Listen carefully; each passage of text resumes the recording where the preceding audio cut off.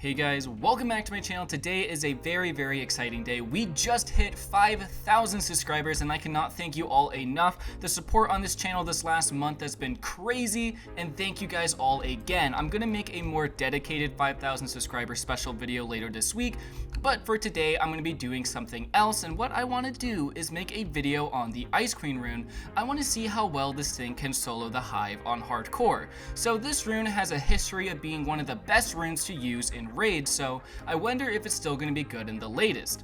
The gear I'm going to be using is the standard Hive Queen's Corrupted Sword, Tesla Ring, Locket of Destroyed World, and then I'm also using Chestplate of Devil's Eye, and then Santa's Sleigh for that 10 speed. And then the abilities I'm going to be using on the Ice Queen is going to be the standard Mending, Shatter, and then I'm also going to combo it with Calamity because I think that is how I'm going to get the most damage output. Also, in my very short 16.1 video, I completely forgot to mention, you can now turn on number abbreviation, so I'm of course going to be using that, so it's way easier to tell how much damage I actually do. Okay, lovely not having stats loaded. That is classic RPG sim. Oh, come on game, you can do it. I believe in you. Come on. Okay, maybe we just need to wait here for a sec. There we go. Okay, so the number abbreviations are so nice to see how much you actually do. Before, it was just a literal number vomit and it was impossible to tell how much damage you were actually doing unless you sat down and studied the numbers for a sec, but now I can see my basic hit does 18.88 million, which is great. Alright, let's see how fast we can take out these mobs.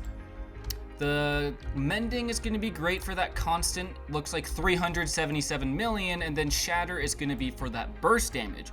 I don't think this rune is going to be better than Azure or Hurricane or anything like that. I just think it might be a viable second choice if you do not have the more rare runes I was talking about. Okay, so we killed them with only using 2 Shatters and 2 Mendings. That's not too bad. Let's see how hard the actual boss is. This is where I think we're going to really struggle. Luckily, the Shatter does about, I think, 3 billion it said, which is really good for us. That's a great amount of damage. And the boss has 217.3 billion.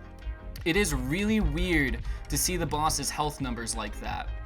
Okay, so what is going to be great about this rune is it's way easier to circle the boss like I'm doing here, and plus the Mending is going to constantly pick off those mobs, so this actually may end up working. I do think it's going to take like 10 years to finish because we're doing very little damage, but we're not taking very much damage at the same time. That's why I think this might end up working out for us. Because unlike a rune like Hurricane or Flame God or a lot of them, you don't need to be very risky here. As you can see, I'm literally just running around the inner border of my Mending circle as like a kind of safe space. I know if I'm in this area, the enemy is going to be taking a lot of damage, so it's kind of okay to run around in it the whole time. And plus it kind of lets you visually see like a good training path. Just run around the edges of the circle and you're good. Okay, we've done about 1/8ish of her massive health bar, only 190 billion to go. It's gonna be so nice playing this game with the abbreviated numbers. One video idea I do have that I'm thinking of making soon is a topic of how much damage can a single player really do in a single hit. So what I want to do is mess around with all the runes in the game and see how much damage you can do in a single hit alone. Reason why I'm doing it alone is because then that takes out the variable of a second player using Silencer for you, which then lets you do a lot more damage. But let me know down below if you would rather have a video more like that where I use every possible means to see how much damage you can do in a single hit, because that could definitely be really fun too. I think that would involve a second player using a Silencer and Lure Jab. Yourself would probably be using Havoc and Calamity with a Heaven Splitter with the Striking rune on, because that does 3 times critical, and then you have to hope that your Heaven Split criticals or something. And then you also want to make sure you don't have a lot of health so you can have Havoc at max. Something like that would be a good strat. This isn't going as slow as I thought it would be, but it's not going quite as fast as I hoped it would be either.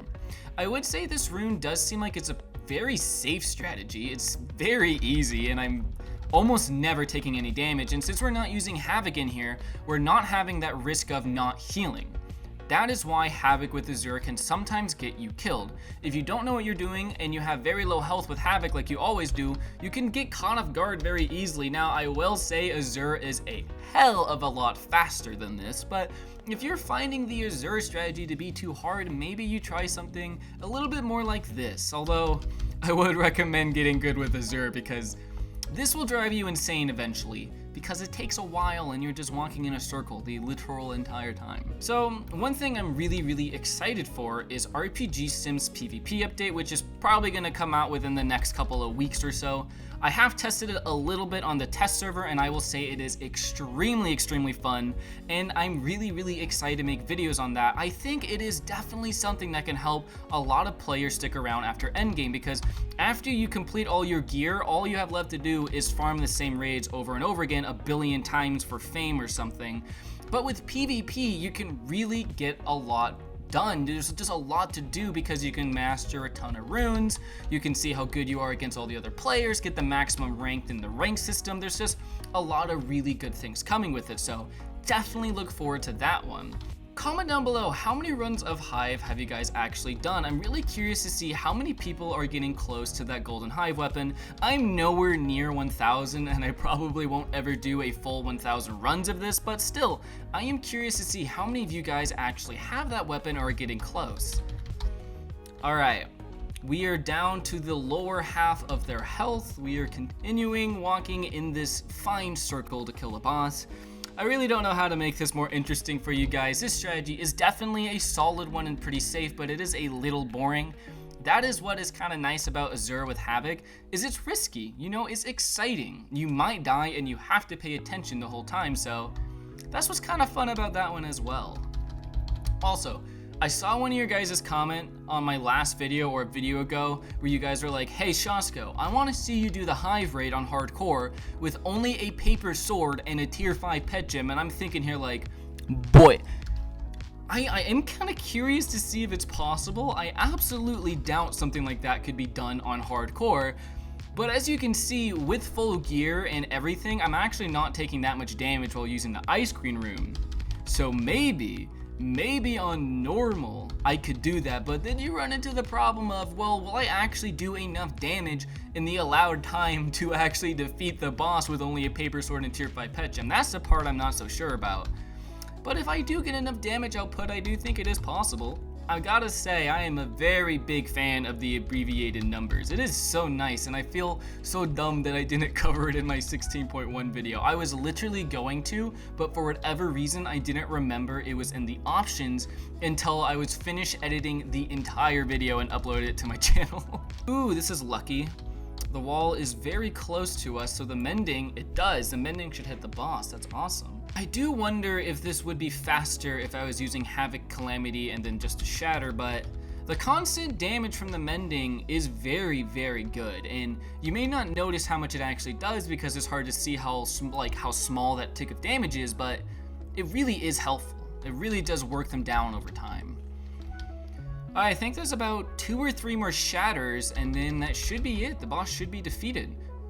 This went way better than I was expecting. I was expecting this to be extremely hard, and I was also expecting to fail a lot, but apparently not.